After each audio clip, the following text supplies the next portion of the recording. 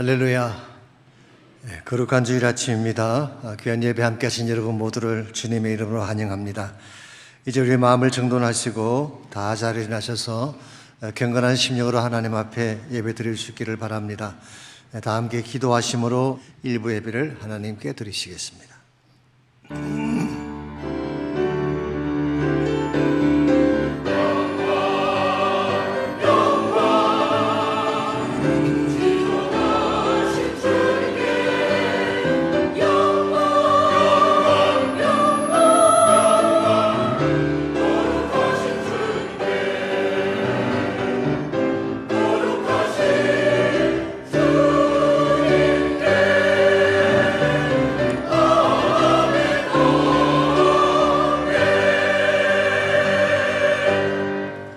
여호와를 경외하며 그의 길을 걷는 자마다 복이 있도다.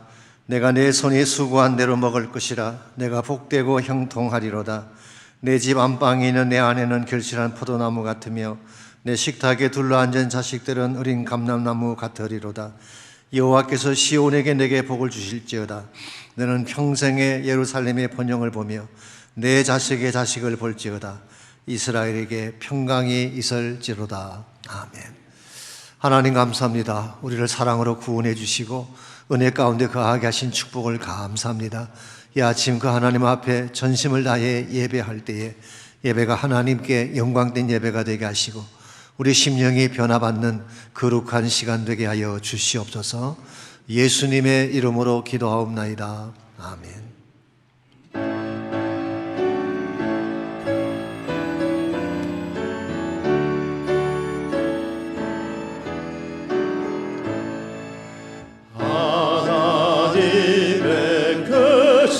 사랑 하늘에서 내리사 우리 맘에 항상 계셔 온전한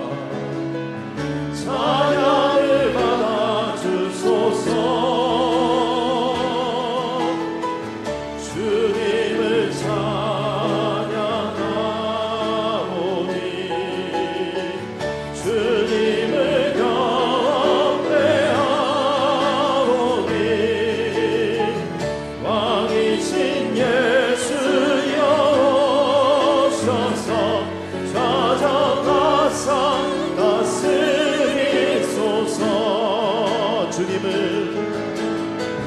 주님을 찬양하오니 주님을 경배하오니 왕이신 예수여 오셔서 찾아가사 다스리소서.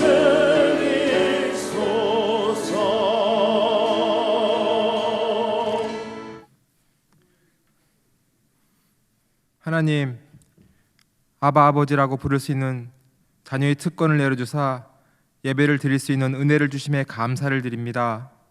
이 아침에 예배를 최우선시하며 우리의 마음과 몸을 드리기 위해 나왔지만 거룩하신 하나님 앞에 섰을 때 깨끗지 않은 저희의 모습이 드러납니다. 한 주간 어떠한 변명 없이 알게 모르게 죄를 지은 저희되었음을 회개하며 이 시간 용서함을 구합니다. 오직 예수님의 보혈로 우리의 모든 죄를 남김없이 씻어주시어 정결한 마음과 몸으로 이 예배를 올려드릴 수 있도록 은혜 내려 주시옵소서. 하나님, 저희들이 은혜로 구원받은 크리스찬답게 복음을 위해 살아가기를 기도합니다. 복음적인 삶을 살기 위해 이제 우리가 선교 축제와 단기 선교로 나아갑니다. 선교 축제에 복음으로 하나 된 마음으로 우리 모두가 단기 선교를 기도로 물질로 동참하게 하여 주시며 또한 여름 단기 선교에도 여러 다른 모양으로 동참하여서 구원의 좋은 소식을 전하는 복음 증거자가 되도록 저희를 인도하여 주시옵소서.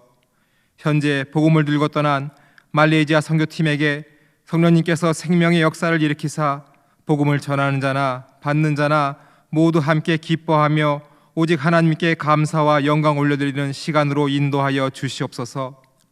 하나님 나라는 사람들을 통해 세워가심을 믿습니다. 곧 시작될 예비 목자 훈련에 많은 성도님들 참여하게 하시어 우리의 참 목자이신 예수님이 보여주신 삶과 성품을 우리도 닮아가서 다른 이들을 바른 길로 인도하는 목자적 삶을 배우며 살아가는 과정이 되게 하여 주시옵소서. 또한 6월 새가족반 훈련을 통해서는 신앙생활의 기본 진리를 배우고 확립하며 또한 저희 교회를 향한 하나님의 선교적 비전을 나누는 시간이 되어 이 두 훈련 과정을 통해 이 마지막 시대에 내가 하나님 나라를 세워가는 바로 그 한 사람이 되게 하여 주시옵소서. 오늘은 어머니 날입니다. 어머니 날을 맞이하여 어머님의 사랑과 수고를 우리 모두가 잊지 않게 하여 주시어 자녀를 위해, 가정을 위해, 하나님 나라를 위해 무릎으로 눈물의 기도로 하나님 앞에 올려드린 모든 어머님들에게 감사와 사랑을 전하는 날로 축복하여 주시옵소서. 오늘 박성금 담임 목사님을 세워주셔서 말씀을 듣게 하심에 감사를 드립니다. 하나님께서 주신 비전을 품고 이 교회를 통해 이루어지기 위한 충성을 다해 사역하시는 박성금 목사님에게 항상 성령님의 함께 하심으로 모든 면에서 강건케 하여 주시옵소서. 이 시간 또한 말씀의 능력 부어주사 우리가 꼭 듣고 마음에 새기고 또 따라야 할 하나님 말씀이 선포되는 은혜의 시간이 되게 하여 주시옵소서. 하나님께서 우리의 살날을 계수하시고 우리의 마지막 숨을 거두실 때를 정하시는 것처럼 저희가 남은 날을 계수하는 지혜로운 자들이 되어 남은 여생 복음을 위해 사는 저희들이 되기를 바라오며 이 모든 기도, 우리의 간절한 기도 예수님의 이름으로 기도드립니다. 아멘.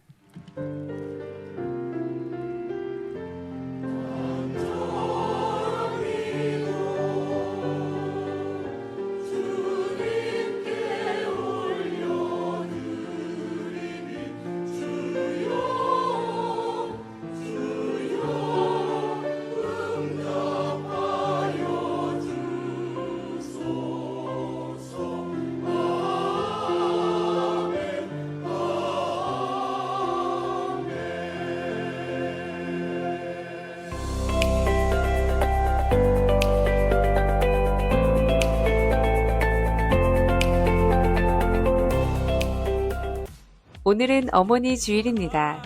저희를 낳아주시고 길러주신 어머님의 크신 은혜에 기쁜 감사를 드립니다. 형제회에서 감사의 마음으로 작은 선물을 준비했습니다. 어머님들께 진심 어린 감사와 사랑을 표현하는 하루가 되시기 바랍니다. 오는 6월 14일 오후 1시에 미션센터 본당에서 BSBC 라이프 새가족반을 시작합니다. 새가족반은 BSBC 성도님들이 반드시 이수해야 할 제자훈련의 입문 과정입니다. 박성근 담임 목사님의 목회 비전과 함께 신앙생활의 핵심 진리들을 나눌 것입니다. 교회 현관 안내석과 교구별로 신청을 받습니다. 예비목자 훈련이 오는 5월 26일 오후 7시 30분 미션센터 208호실에서 시작됩니다.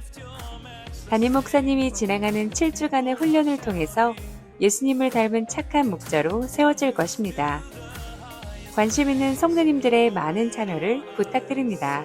각 교구에서는 별도로 5월 17일까지 추천서를 제출해 주시기 바랍니다. 주님 안에서 행복한 한 주 보내시길 바랍니다. 오늘 귀한 예배 함께 하신 여러분 모두를 다시 한번 주님의 이름으로 환영합니다. 아시는 대로 오늘은 어머니 주일입니다. 해피 마더스데이. 우리 어머니들에게 좀 축하도 드리고 싶고 은혜도 좀 표현하고 싶고 감사도 표현하고 싶습니다. 그래서 우리 어머니 되신 분들 잠깐만 잘 일어나 주시면 좋겠습니다. 우리 형제회가 정성을 다해 준비한 선물이 있습니다. 어머니들 일어나시고 우리 형제회 나오셔서 우리 어머니들에게 선물 전달해 주시기 바랍니다. 우리 시간 다 일어나셔서 축복하며 우리 찬양하면 좋겠습니다. 옆에 계신 분들을 향해 두 손 요양하시고 고백합니다. 사랑합니다. 축복합니다. 사랑해요. 축복해요. 사랑해요.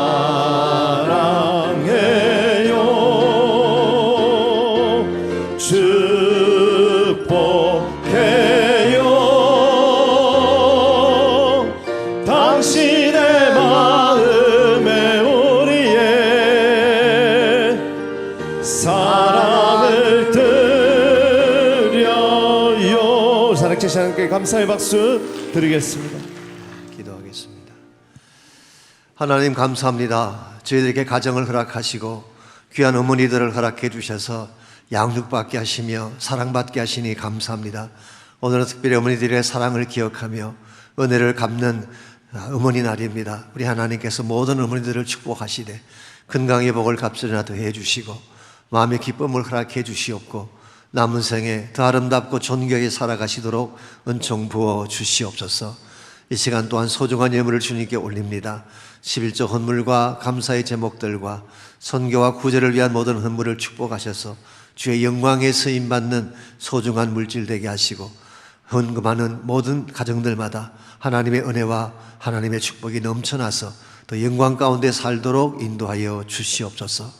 감사드리올 때 예수님의 이름으로 기도하옵나이다. 아멘.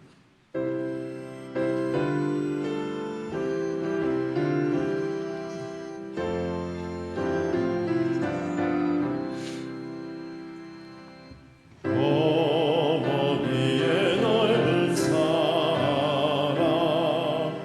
네가 보고 귀하다. 그 사랑이 언제든지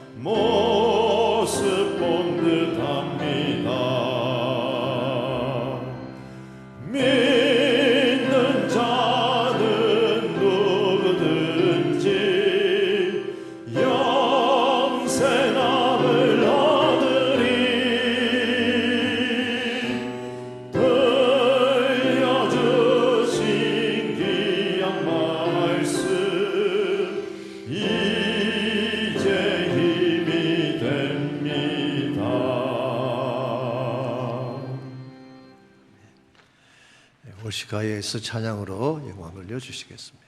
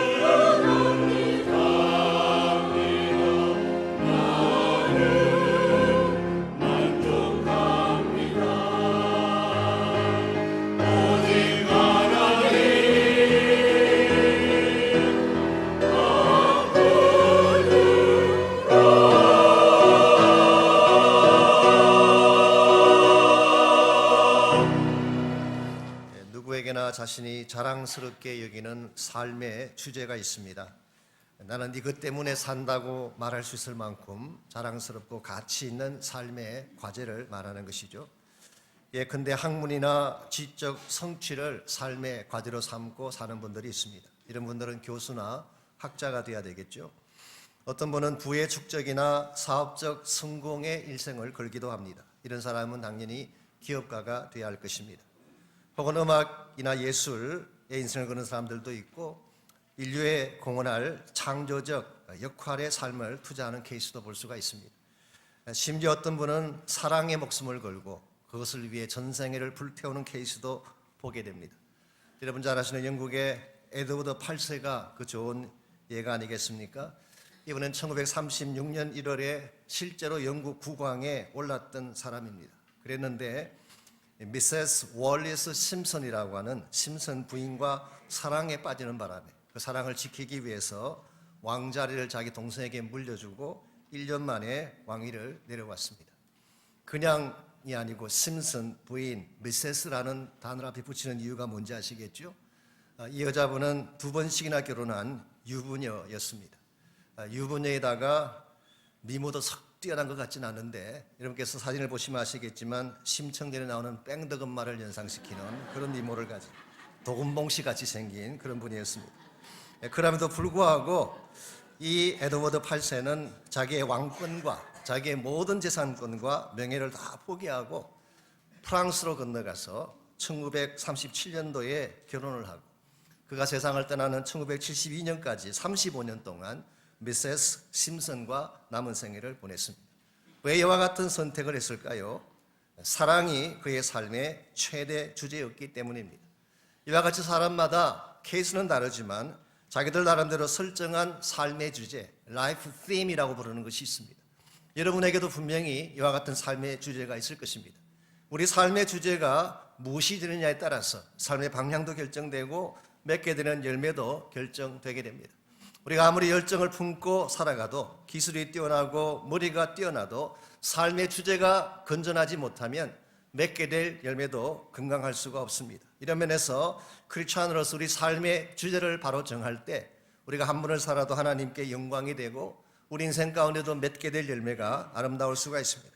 그리스도인으로서 예수 그리스도를 따르는 제자로서 우리 삶에서 추구해야 될 최대의 주제가 무엇이 되어야 할까요? 결론부터 말씀드리면 복음입니다. 복음만큼 우리 삶을 가치 있게 만드는 것이 없기 때문에 복음만큼 내가 살아가야 될 이유를 명확하게 보여주는 절대적 가치가 없기 때문에 복음이 내 인생의 주제가 될 때 우리의 인생은 하나님께 영광이 되고 우리 삶을 다 마친 후에도 남길 열매가 아름다워지게 됩니다.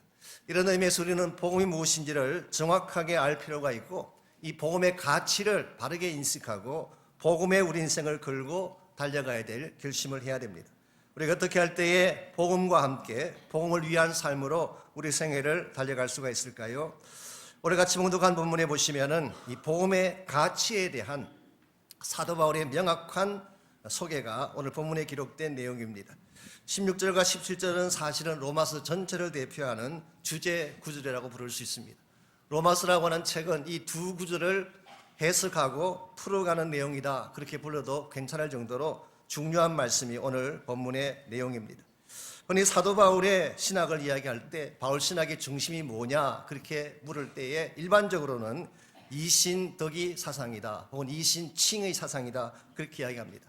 쉽게 표현하면 믿음으로 의롭게 된다고 하는 justification by faith, 오직 믿음으로 의롭게 되는 이 사상이 사도 바울 신학의 핵심이다 그렇게 말씀들을 많이 하십니다.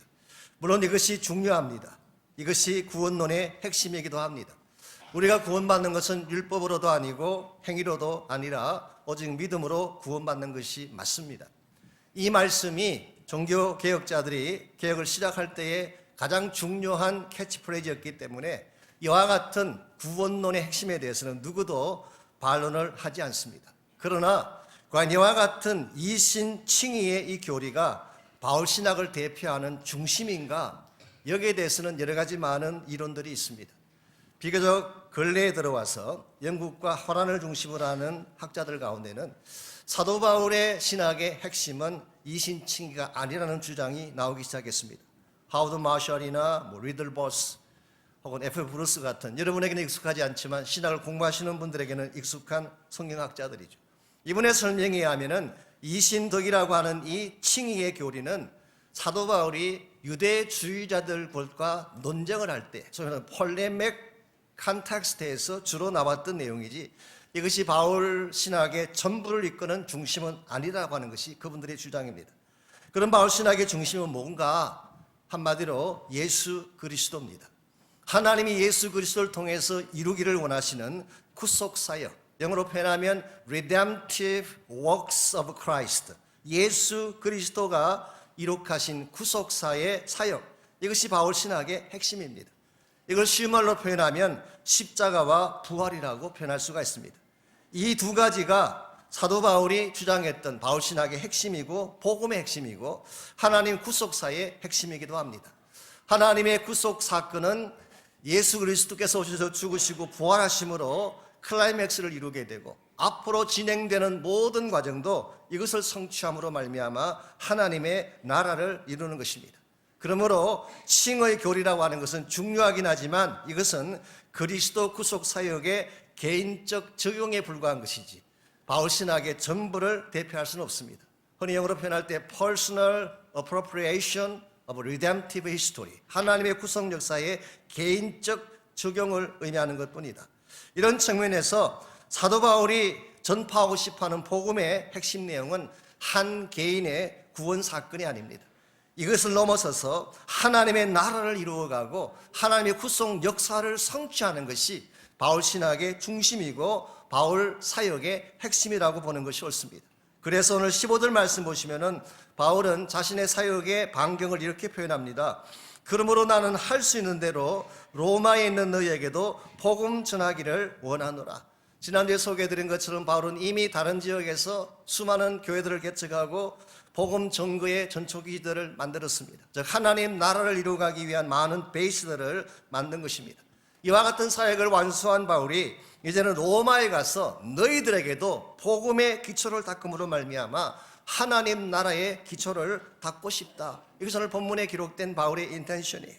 바울은 여기서 끝나지 아니하고 이 로마 사역을 한 후에 로마를 거쳐서 스페인까지 가는 것, 그리고 바울은 스페인을 다녀온 이후에도 거기서 멈추지 아니하고 하나님이 부르시는 그날까지 할 수만 있다면 땅끝까지 나아가서 예수의 복음을 전감으로써 하나님의 나라를 이루는 것, 이것이 사도 바울이 일평생을 달려가야 했던 이유이고 사도 바울 사역과 삶의 핵심 주제라고 부를 수가 있습니다.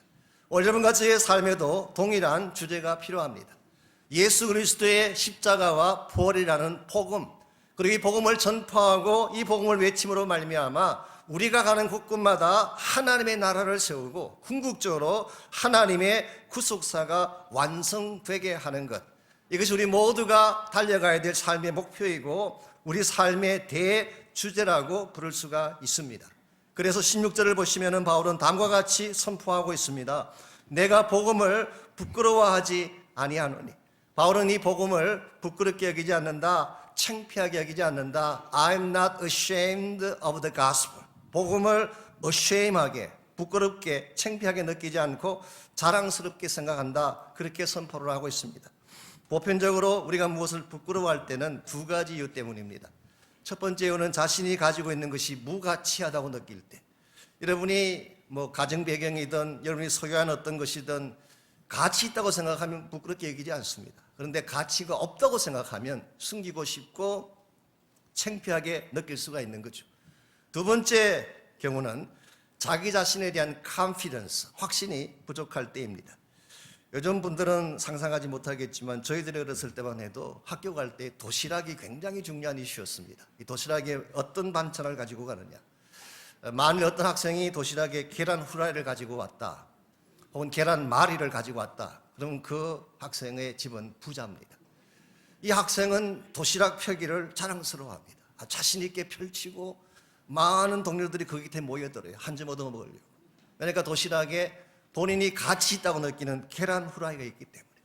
저희 집은 그렇지가 못했어요. 우리 어머니께서 주로 된장독에서 끄집어낸 장아찌 몇 조각 이렇게 썰어 주었기 때문에 그러다 보니까 도시락이 자랑스러울 수가 없죠.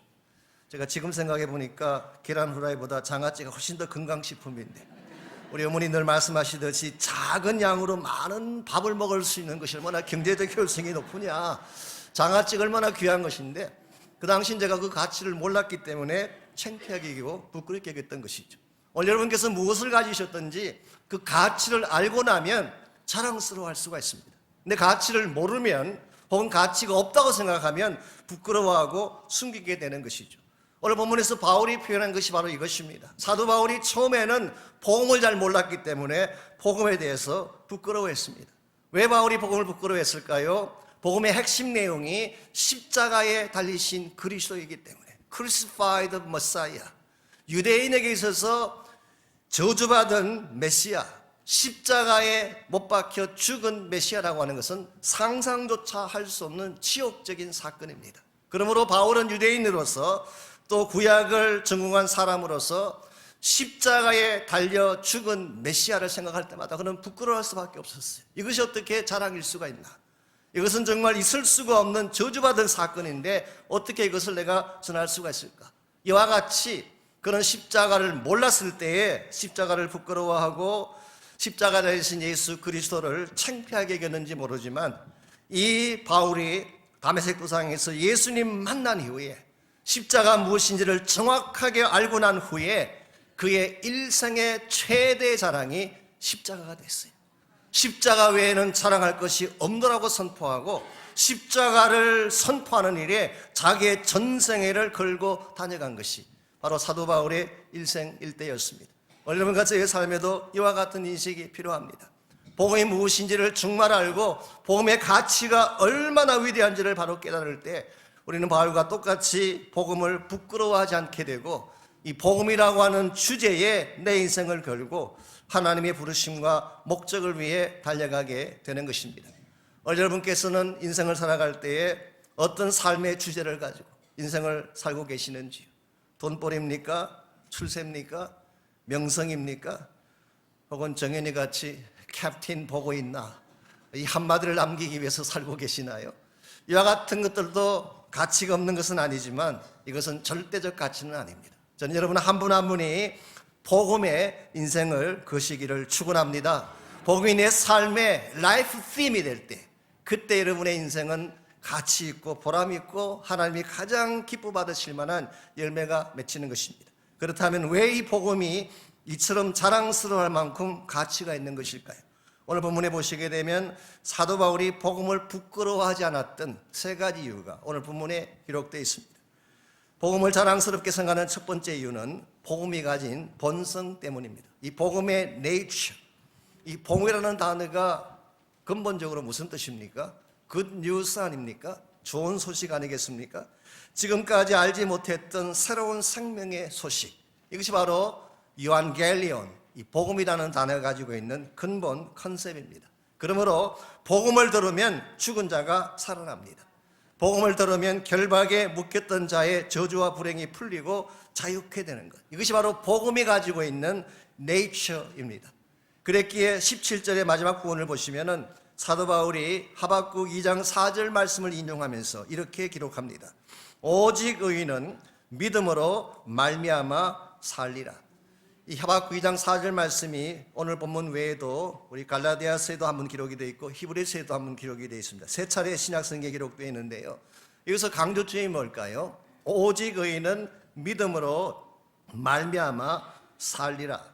여기 산다는 말의 의미가 단순히 shall live, 산다, 생활한다, 그런 의미에 불과할까요? 그런 의미보다는 조금 더 깊은 뜻을 가지고 있습니다. 우리 New Living Translation이 이것을 바르게 번역했어요. A righteous person has life, 생명이라고 번역을 했어요.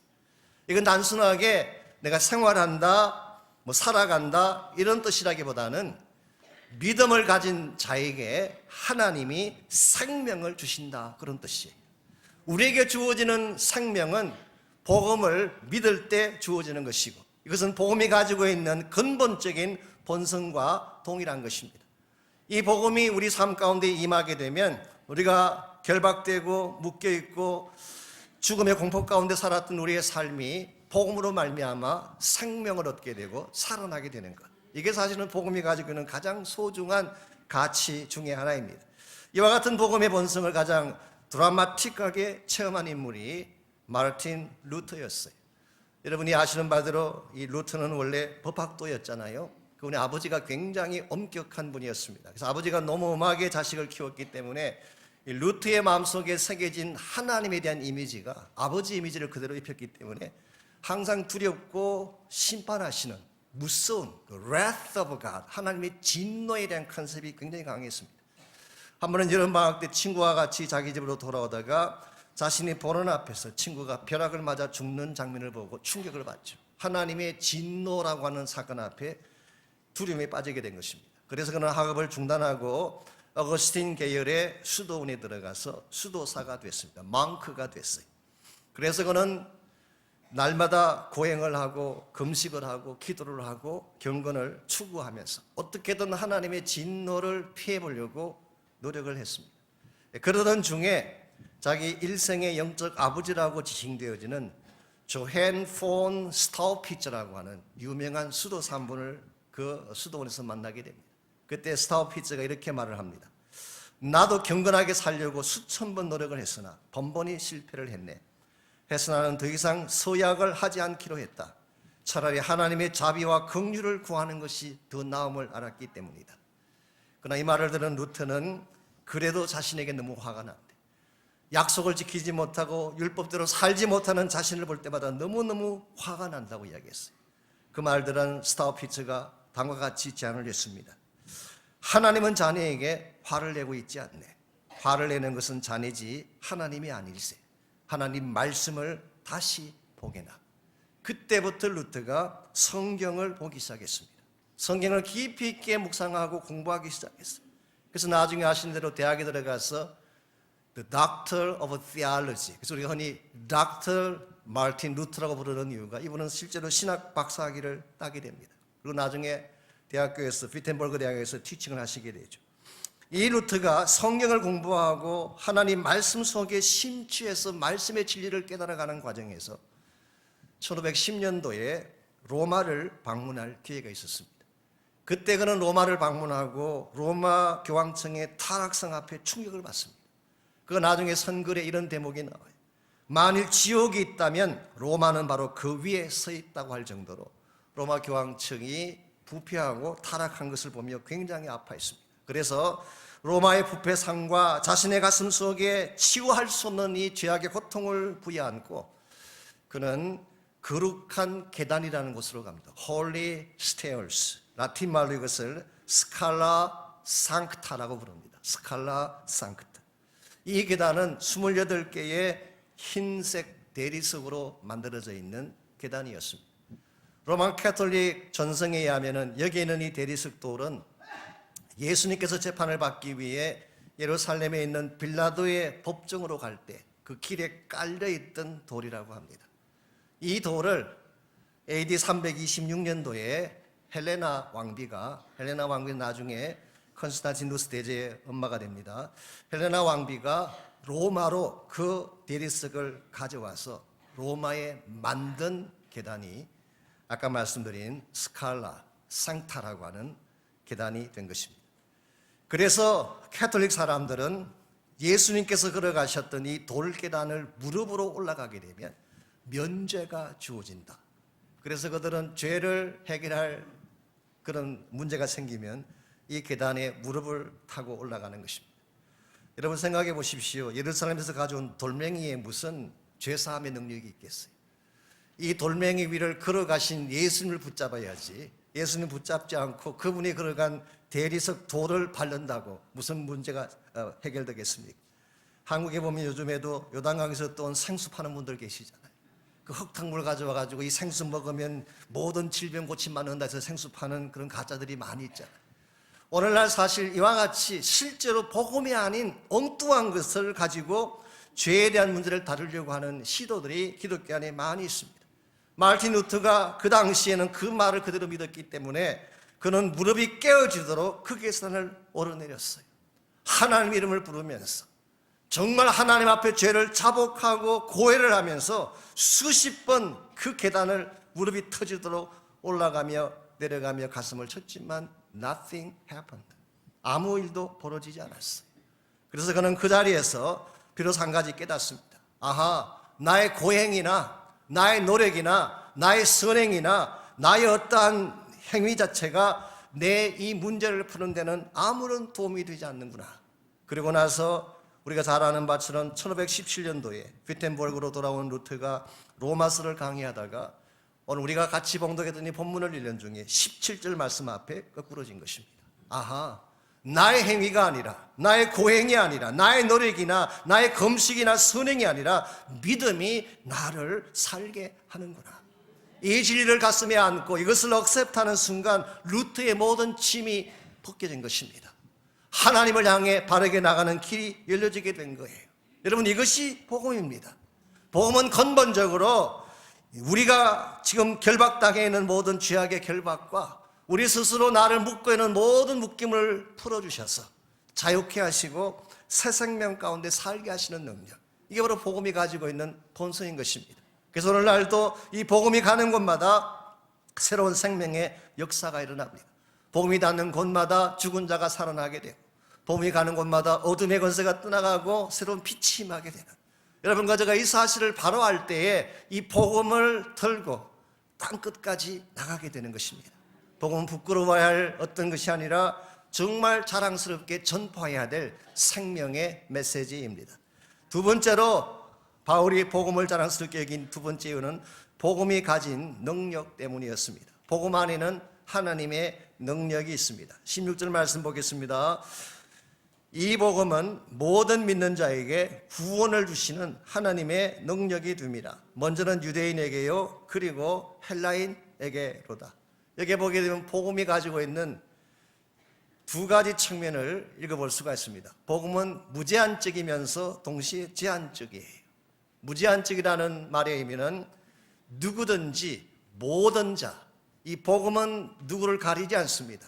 유대인이든 헬라인이든 로마 사람이든 동양인이든 누구든 가리지 아니하고 모든 자에게 구원을 주신다. 이런 면에서는 unlimited, 무제한적인 열림의 사건이 복음 사건입니다. 동시에 믿는 자에게, 모든 믿는 자에게 구원을 주시는 복음, 이런 면에서는 limited, 제한적이라고 할 수가 있죠. 그래서 그냥 가만히 있어도 모든 자가 다 구원이 받는 것이 아니라 everyone who believes, 이런 면에서는 제한적인 측면이 있습니다.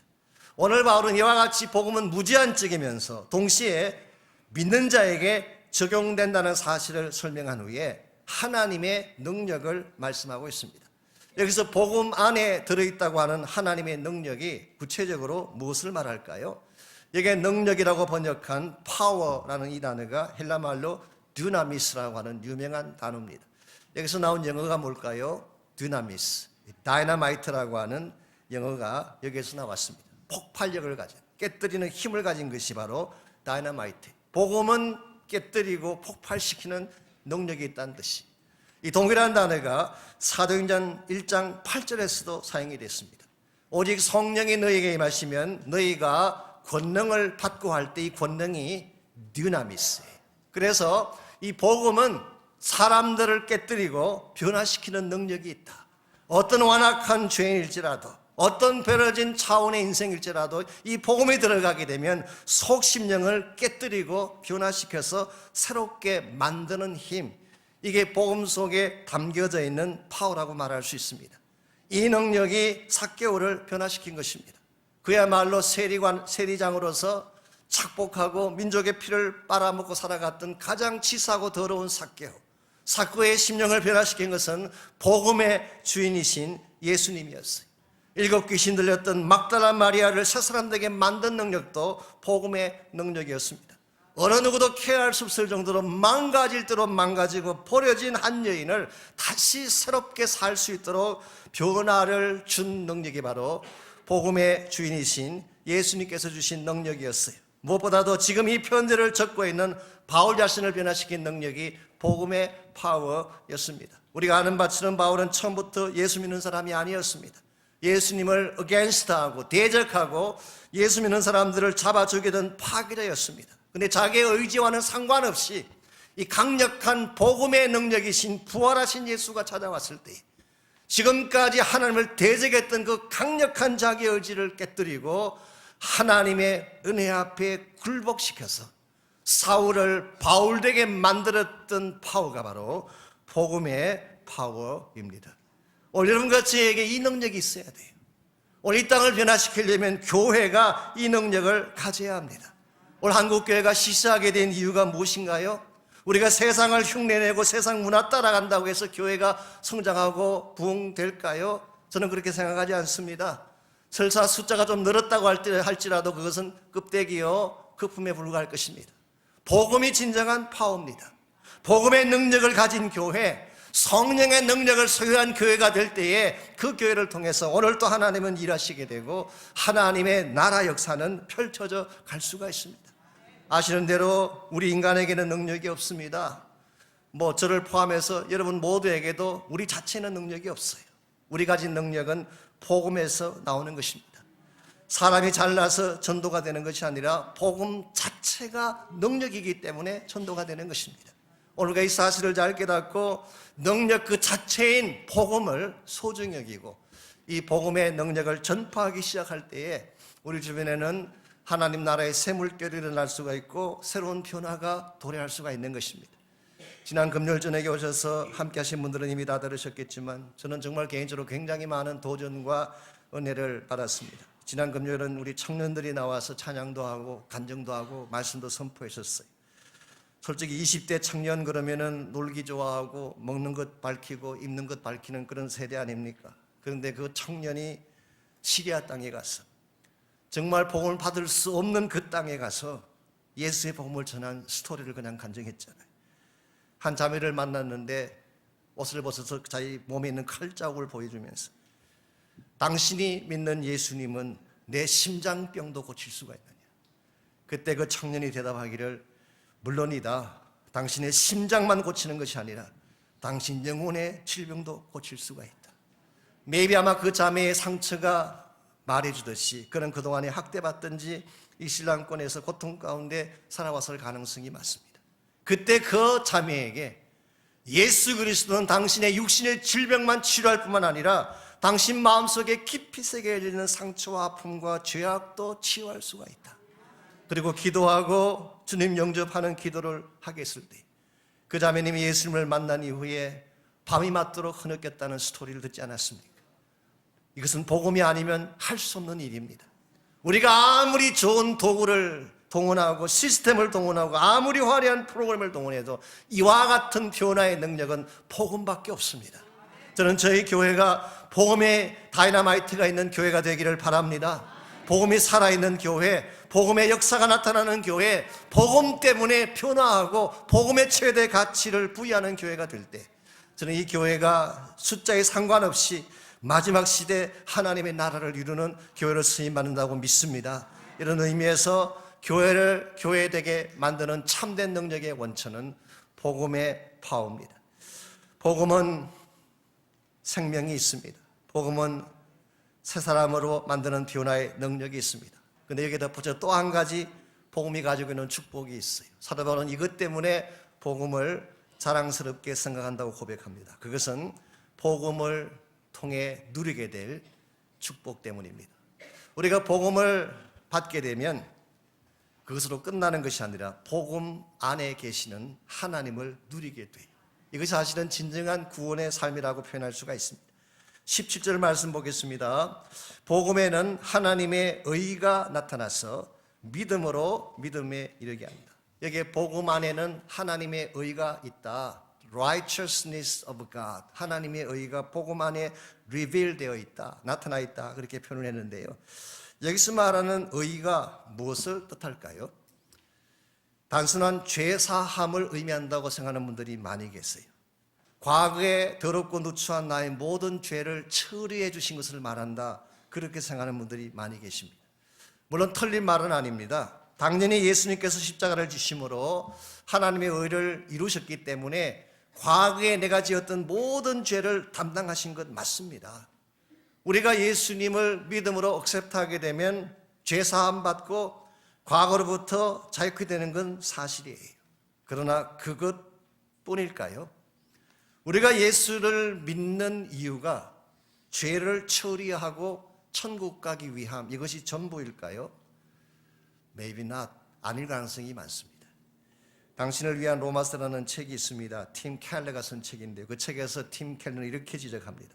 그와 같은 인식은 반쪽 구원받게 되지 못한다. 그렇게 이야기했어요.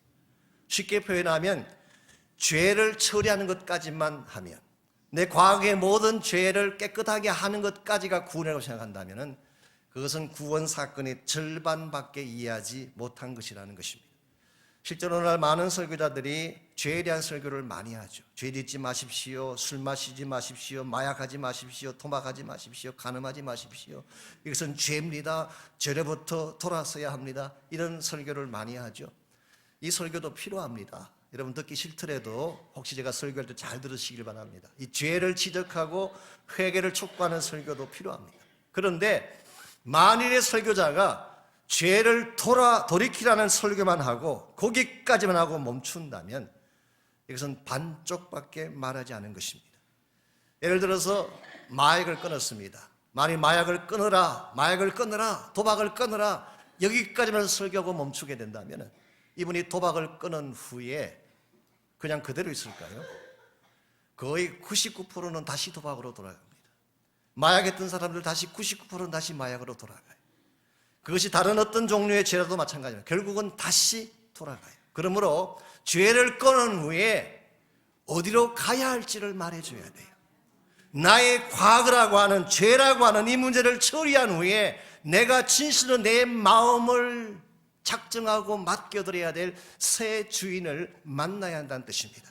그러므로 오늘 성경이 말하는 하나님의 의라는 단어 속에는 우리의 죄사함도 들어있지만 죄사함 받은 후에 하나님과의 새로운 관계성이 회복되는 것까지를 포함한 것입니다. 이게 복음이에요. 오늘 우리가 죄 문제만 다루고 죄를 처리한 후에 만나야 될 하나님을 제대로 만나지 못하면, 그분 안에 계속 거하지 않게 되면 여러분은 진정한 차원에서의 구원의 기쁨을 맛볼 수가 없습니다. 제가 페이트할 때마다 늘 인용해드리는 여러분이 아시는 예화가 하나 있습니다. 호주의 한 감옥에서 한 죄수가 오랜 기간 동안 연구한 끝에 탈옥 준비를 했습니다. 어떤 계획을 세웠냐고 하면 항상 그 감옥 안으로 식료품을 딜리버리하는 트럭이 들어온다는 사실을 그 시간을 정확하게 다 적어놨다가 그 식료품 트럭이 왔을 때 그 차 밑에 들어가서 딱 붙는 것입니다. 그래서 그 트럭이 나갈 때 같이 감옥을 빠져나가면 해방될 수가 있는 거죠. 그래서 그가 계획한 대로 정말 트럭이 왔을 때 트럭 밑에 딱 들어가서 한 30분을 있었더니 차가 딱 나가더니 30분을 달려가서 한 곳에 멈추었어요. 이제 30분 정도 왔으니까 괜찮겠거니 그러고 트럭에서 나왔더니 두 가지 소식이 기다리고 있었습니다. 첫째는 굿뉴스, 두 번째는 배드뉴스. 굿뉴스는 드디어 감옥을 나온 것입니다. 배드뉴스는 나와봤더니 다른 감옥이었어요. 그러니까 스테이트의 이 감옥에서 저 감옥으로 옮겨진 것뿐이에요. 여러분, 이것을 자유라고 말할 수가 있을까요? 오늘 많은 그리스도인들이 이것을 반복하고 있어요. 한 가지 문제에서 나와서 another 문제로 들어가요. 이건 진정한 해결이 아닙니다.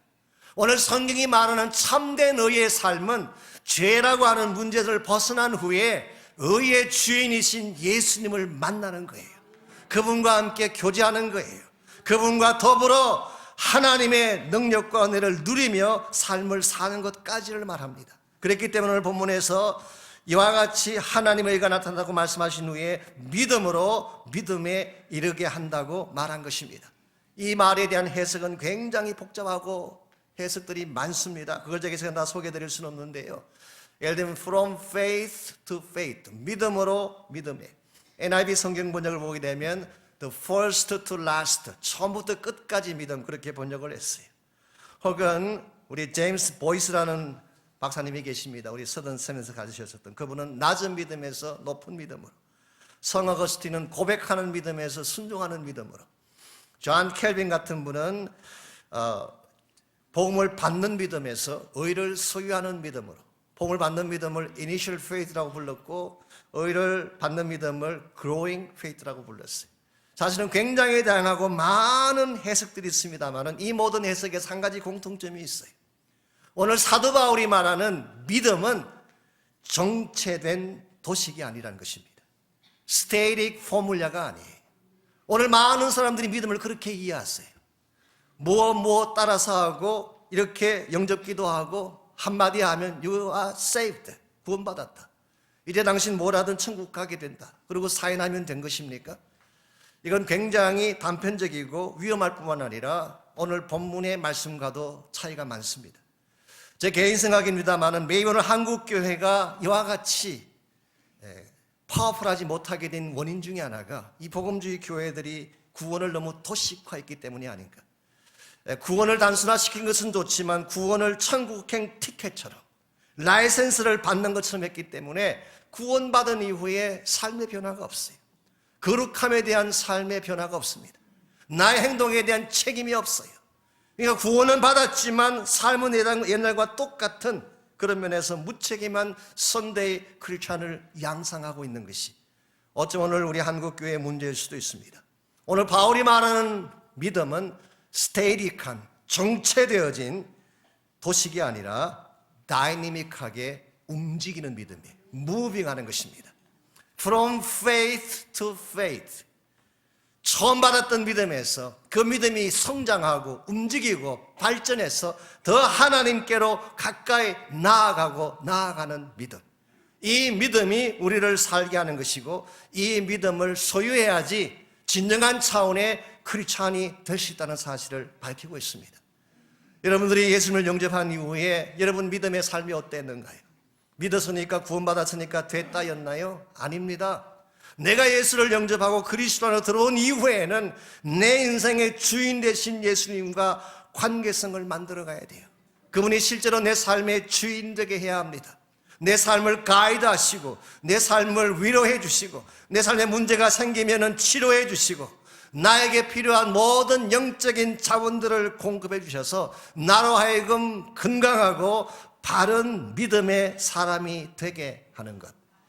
이게 오늘 성경이 말하고 있는 믿음으로 의롭게 된다는 말의 실제적인 내용입니다. 이런 면에서 오늘 저희들의 믿음이 단순하게 도식적인 차원에서 끝나는 것이 아니라 믿은 이후에 예수를 나의 구원자로 영접한 이후에 그리스도 안에서 하나님 자체를 누리며 살아갈 삶이 필요합니다.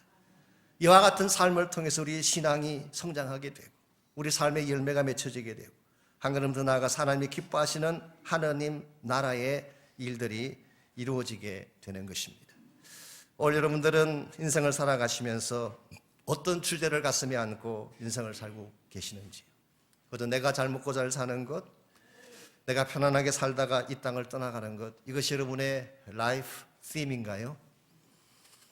좋은 집에서 좋은 차 타고 편안하게 잘 살다가 죽는 것이 여러분 일평생의 주제인가요? 이것은 굉장히 소모적이면서도 세속적인 좀 샬로우한 인생 주제라고 저는 생각합니다. 여러분 마음속에 복음을 품으시기 바랍니다. 복음에 여러분의 인생을 거시기를 바랍니다. 그리고 여러분이 무슨 일을 하시든지 직장을 다니시든 사업을 하시든 티칭을 하시든 무슨 일을 하든지 복음이 여러분 삶의 메인 팀이 되게 하셔서 복음과 함께 달려가시기를 바랍니다. 그때 여러분의 인생에 진정한 열매가 맺히기 시작하고 하나님이 기뻐하시는 존귀한 역사들이 일어남을 볼 수가 있을 것입니다. 오늘 아침 우리가 이 사실을 기억하면서 하나님 앞에 한번 기도하고 헌신하며 나갔으면 좋겠습니다. 하나님이 우리에게 주신 인생은 낭비하라고 주신 인생이 아닙니다. 그저 시간 보내고 세월 보내다가 시간 다 차면 하나님 나라 오라고 보낸 인생이 아닙니다. 복음을 맡겨주시고 복음의 사명을 위해 살아가라고 우리에게 주신 존귀하고 아름다운 인생입니다. 이 시간에 이 복음이 얼마나 소중한지를 다시 한번 확인하시고 이 복음의 가치를, 복음의 보배로운 가치를 내 가슴에 품고 우리 앞으로 남은 생애 가운데 복음 위에 달려가겠다고 하는 결단과 결심의 기도 드리시기를 바랍니다. 혹시 여러분 가운데 아직도 이 복음의 주인이신 예수를 만나지 못한 분이 혹시 계신다면 여러분의 마음의 문을 열고 그분을 초청하시고 이제는 그분과 함께 홀로 다니지 마십시오. 그분과 함께 남은 여생을 달려가서 주님 부르시는 그날까지 그 영광 위에 가장 가치 있고 아름다운 보배로운 열매를 위해 살아가실 수 있도록 헌신하며 결단하며 기도하시기를 바랍니다. 함께 이 시간에 합심해서 기도하겠습니다. 예수를 나의 구주 삼고 성령과 피로서 거듭나니 이 세상에서 내 영혼이 하늘의 영광 누리도다. 이것이 나의 간증이요 이것이 나의 찬송일세. 나 사는 동안 끊임없이 구주를 찬송하리로다.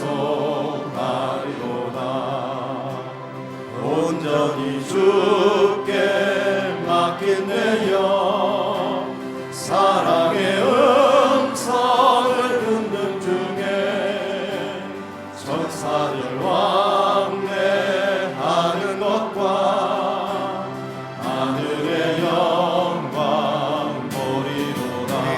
일어나서 함께 찬양합니다. 이것이 나의 간증이요 이것이 나의 찬송일세 나 사는 동안 끊임없이 구주를 찬송하리로다 주 안에 기쁨 누림으로 마음의 풍랑이 잔잔하니 세상과 나는 간 곳 없고 구속한 주만 보이도다 이것이 나의 간증이요 이것이 나의 찬송일세 나 사는 동안 끊임없이 구주를 찬송하리로다 이것이 나의 간증이요 이것이 나의 찬송일세 나 사는 동안 끊임없이 구주를 찬송하리로다